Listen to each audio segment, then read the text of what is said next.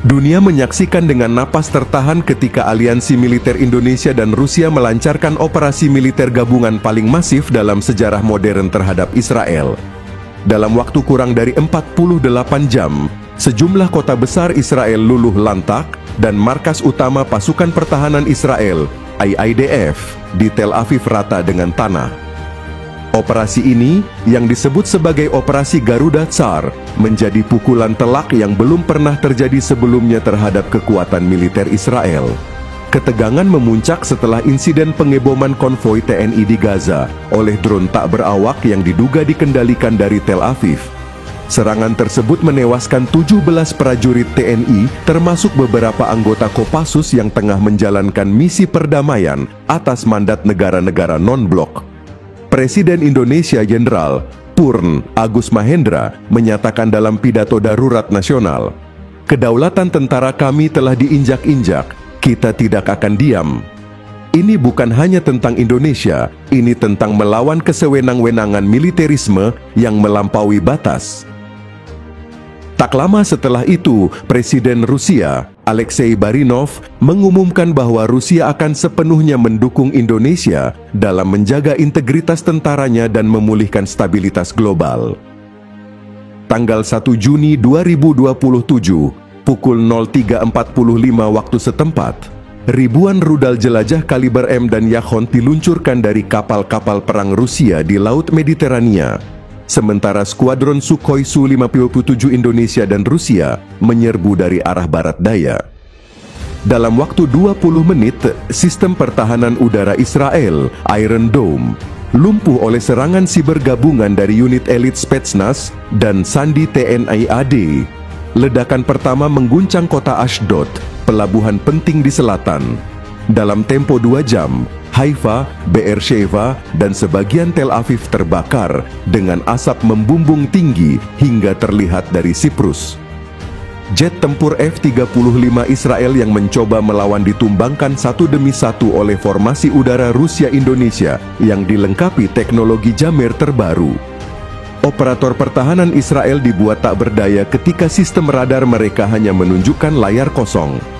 Sasaran utama serangan ini adalah markas pusat IDF di Kiryat, Tel Aviv, pusat komando dan kendali seluruh operasi militer Israel.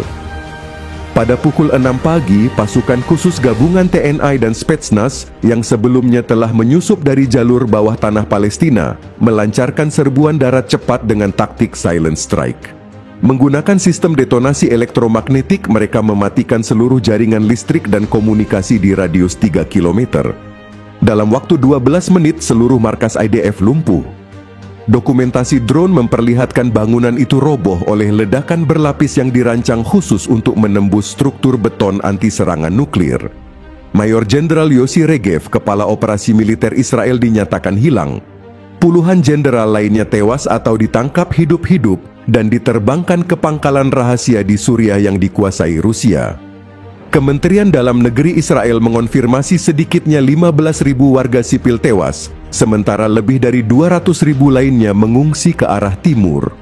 Rumah sakit di Netanya, Be'er Yaakov, dan Ashkelon kolaps, kekurangan suplai medis.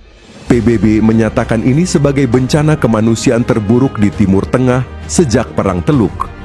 Amerika Serikat mengadakan sidang darurat Dewan Keamanan PBB dan mengecam keras aksi TNI Rusia. Namun upaya Amerika Serikat untuk mengesahkan resolusi penghentian serangan diveto oleh Rusia dan China. Di sisi lain, banyak negara di Afrika dan Asia mendukung Indonesia atas dasar prinsip kedaulatan dan balas dendam yang sah terhadap aksi teroris negara. Turki dan Iran secara terbuka menyatakan dukungan diplomatik terhadap aliansi TNI Rusia, menyebutnya sebagai gelombang kebangkitan baru melawan hegemoni militerisme Israel. Serangan ini bukan hanya kemenangan militer, ini adalah perubahan besar dalam geopolitik global. Untuk pertama kalinya sejak Perang Dunia II, kekuatan non-Barat berhasil menghancurkan pusat militer negara sekutu Barat dengan presisi dan kecepatan mengagumkan. Pada tanggal 20 Mei 2025, sebuah konvoi bantuan kemanusiaan TNI yang membawa logistik dan personel medis ditembak dari udara oleh drone berkode Hermes 950. Drone tersebut meski tanpa identifikasi langsung, terbukti berasal dari pangkalan udara Israel di Negev. Serangan itu menewaskan 17 prajurit TNI, termasuk Komandan Misi Perdamaian, Letkol Inf Agus Harahap. Kecaman internasional muncul, namun Israel berdalih bahwa drone tersebut disusupi oleh pihak ketiga. Bukti-bukti yang dikirimkan Indonesia ke Dewan Keamanan PBB, rekaman data digital dan sinyal komunikasi drone, dihapus mentah-mentah oleh Amerika Serikat yang memveto penyelidikan independen. Darah telah ditumpahkan, dan bangsa Indonesia tidak akan tinggal diam. 2 pekan setelah tragedi Gaza, Presiden Indonesia Jenderal Purn Agus Mahendra mengumumkan status siaga utama lintas Matra. Dalam pidato berdurasi 8 menit, ia mengungkap bahwa kami telah meminta dunia untuk bersikap adil. Dunia menutup mata, maka kami akan membuka luka-luka ketidakadilan dengan cara kami sendiri. Secara diam-diam, Indonesia mengaktifkan Fakta Rahasia Pertahanan Bersama yang telah diteken dengan Rusia sejak 2025, Perjanjian Kremlin Garuda. Sementara itu, armada Pasifik Rusia bergerak dari Vladivostok ke Laut Tengah dan 3 kapal selam kelas Yasen milik Angkatan Laut Indonesia keluar dari pangkalan rahasia di Samudera Hindia. Langit Israel tiba-tiba gelap. Ribuan rudal jelajah kaliber M dan K-101 dilesatkan dari Laut Tengah. Mereka menyasar infrastruktur kunci, pembangkit listrik di Hadera, radar militer di utara Beersheva, serta pusat komunikasi digital Mossad di Tel Aviv. Hampir bersamaan, 12 jet tempur siluman Su-57 milik TNI dan Rusia menerobos wilayah udara Israel dari barat daya. Setelah berhasil membuat lubang pada sistem Iron Dome menggunakan drone pengumpan dan gangguan elektronik dari kapal induk Rusia Admiral Kuznetsov.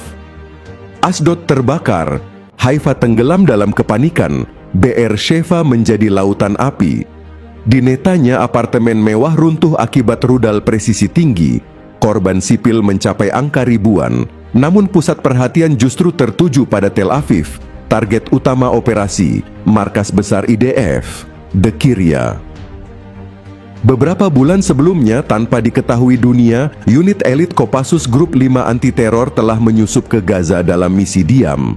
Mereka bekerja sama dengan engineer Rusia membangun sistem terowongan canggih yang mengarah ke bawah kota Tel Aviv.